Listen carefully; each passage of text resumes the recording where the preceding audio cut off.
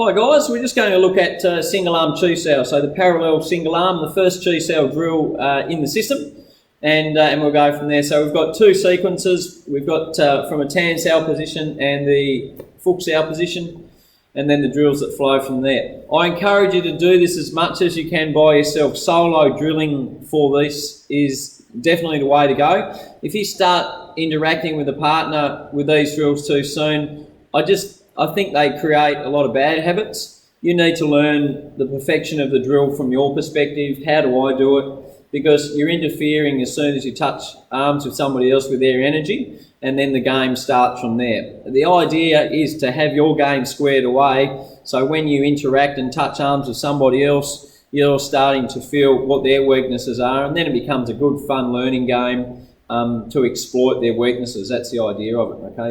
It's a game of chess. That's this chi cell stuff. All right, so obviously you can't see my feet in this video. It's a neutral stance. The stance is really important for most of this training. So make sure those knees are pulled in, shoulder width apart, your feet are straight forward, and your pelvis is certainly rolled in. That's really important when we engage with a partner, because the energy that they're pushing in through your arms, if it's coming through your upper body, it's going to tilt you backwards and forwards. If you have your stance right, that energy that you're receiving in your arms is then redirected down through your lower body and into the ground, so it grounds you, so you don't get tipped and thrown all around the place. Okay, so the rear hand, the opposing hand, same as Silam Tau, must be kept away from your body. So up and high, pulling that elbow back, arm parallel to the floor. So that means this, not that, not that, and that elbow's drawn right back. So really pull that hand back and activate the back of the shoulder blade.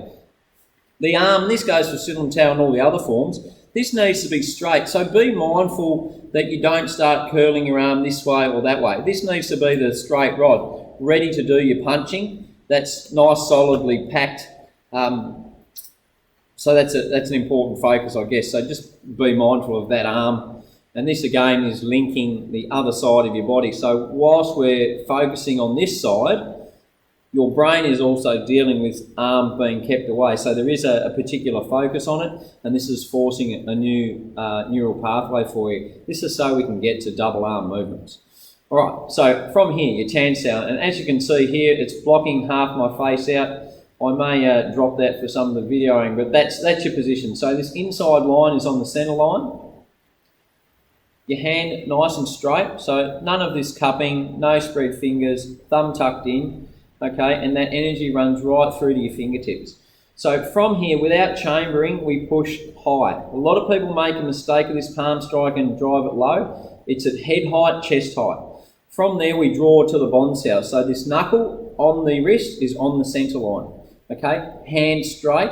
This cannot be up in front of your face. Okay, the arm's not parallel. It's a bond cell or wing arm position. So the hand must trail off, the elbow must be high. And then as we rotate, coming back in, so we've got a rotation, pulling that elbow in, we push back forward. So palm strike, bond cell, and then back to tan cell. So 1, 2, 3. 1, 2, 3. 1, 2, 3. 1, 2, 3. 1, 2, 3. 1, 2, 3. 1, 2, 3. 1, 2, 3. Okay, from there, the other sequence on this arm is the Fuchs cell position. What's important is that you get the elbow and the forearm on the center first, not the entire arm. The inside line of your forearm is on the center. Don't try and bring the whole thing across. Okay, make sure I'm centered on the camera there so you can get a good perspective of that. The hand comes in last.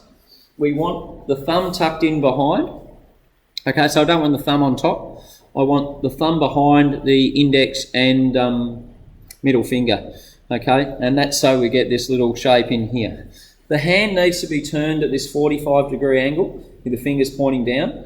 This is flat. This is no good. We don't want that. Okay, so thumb behind and hand with the fingers pointing down the opposite side, 45 degrees. So from here we do the jut cell movement. That's forward. So basically I'm rolling or pushing my wrist down and forward under my fingertip there. So that's in the center. It's a short movement. From there, vertical fist punch back to the fuchsia position. Okay, so jut sow, punch. Jut sow and punch. Jut sow, punch. So there's only 2 movements again, so 1, 2, and back to that third position, so to speak. 1, 2, and back. 1, 2, and back. All right, so then we switch to the other side. So tan sow on the right side now. So palm strike, bon sow, and tan sow.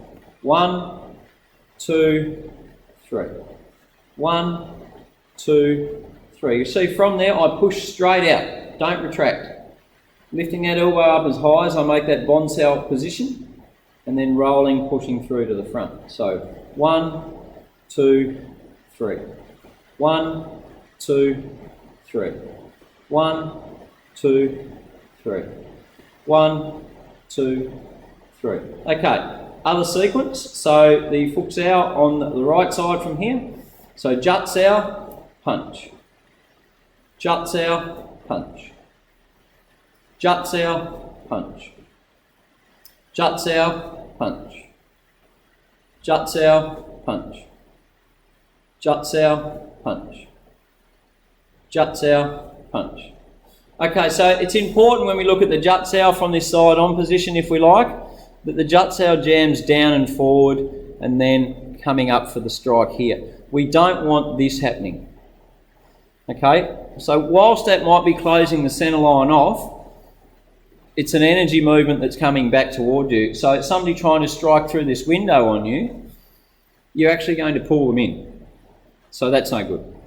Okay, I don't want to pull them in. We're trying to retrain the reaction that once something is past your wrist and is on the inside of your arm, when it's encroaching into the centre here, that you push away and jam that away. Okay, getting down on top of the limb, so you're pushing it down and away from you and creating this safe space between that weapon and your body. That's very important. All right, so let's look at it from, we'll go from this side, from a side-on perspective, from the tan sow. Again, this elbow must be kept away from your body. My jacket might be just changing that a little bit, can't see it. Okay, so a fist to fist and a half, that elbow away, fingertips up at eye height. So we strike. We've got that bon sow. You can clearly see that angle running off. Okay, I don't want the hand up in front, and I don't want this collapse. This 90-degree angle, that's no good, it's useless.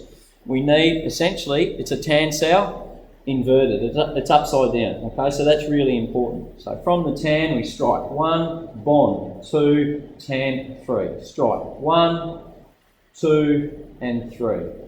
1, 2, 3. 1, 2, 3. 1, 2, 3.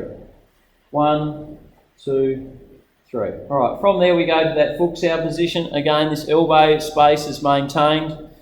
In fact, if I was to put the other tan sow that we just did parallel to it, you can't see the other elbow, and those 2 arm positions are essentially the same. So make sure that those elbow spacings away from your body in the same position for both arm positions, the tan sow and the fuchsia when we start off.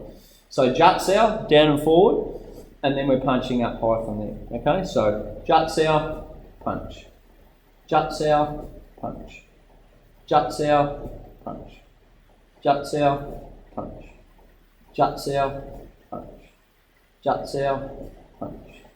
Jut sow, punch. Jut sow, punch.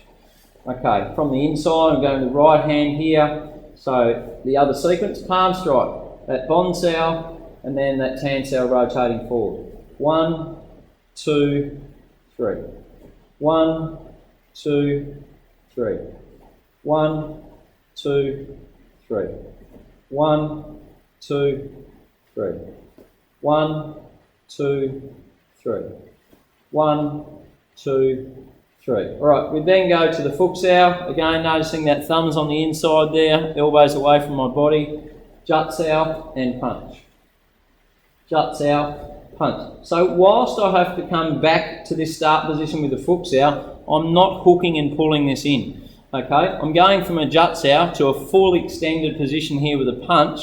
I have to drop the elbow and push back into the centre. Okay, but I'm not hooking things backwards from there. juts out, punch, juts out, punch, juts out, punch. So that's pretty fast and snappy once we get a feel for it.